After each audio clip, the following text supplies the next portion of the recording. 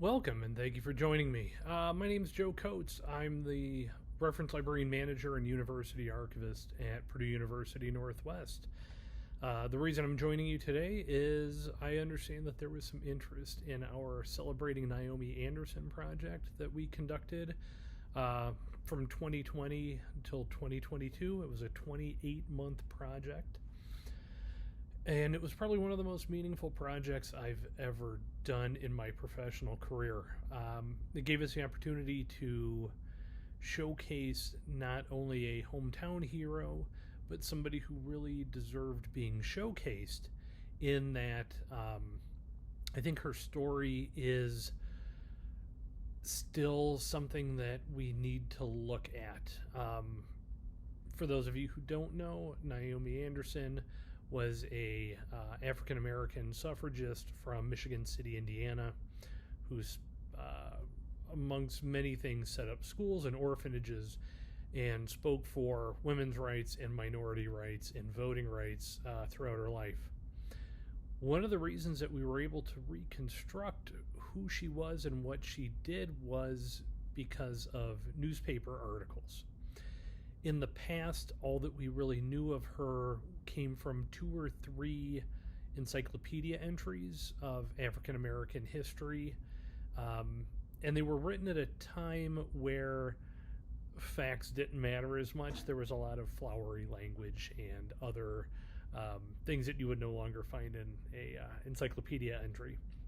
We were basically able to reconstruct much of her life using primary source documents, using those newspapers, and an oral history of her daughter, and different sources that we were able to find throughout the states with the help of other organizations that have spent their time doing this.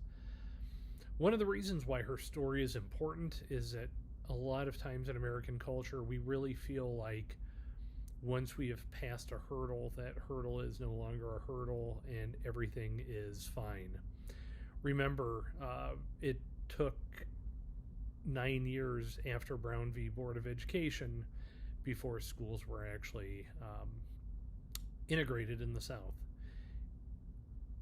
We look at voting rights now as, women were given the right to vote in the early 1900s, and just between 2020 and 2022, there have been over 600 bills brought forth to restrict people's right to vote.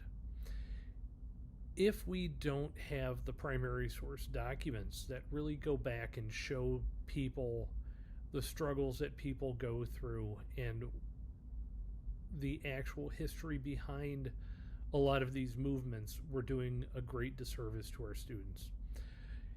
History is not facts and figures and dates and bills passed. It is not the history of people of power. There's a lot of history that's sort of the social history is really what makes it important. So when you look at primary source documents, you can prove to your students this is what they thought, this is what people felt, these are the struggles that they've had, and really be able to bring that history alive to them. So again, thank you for having me. I appreciate it. I hope you have a wonderful conference. Thank you for looking at our site, and have a great day.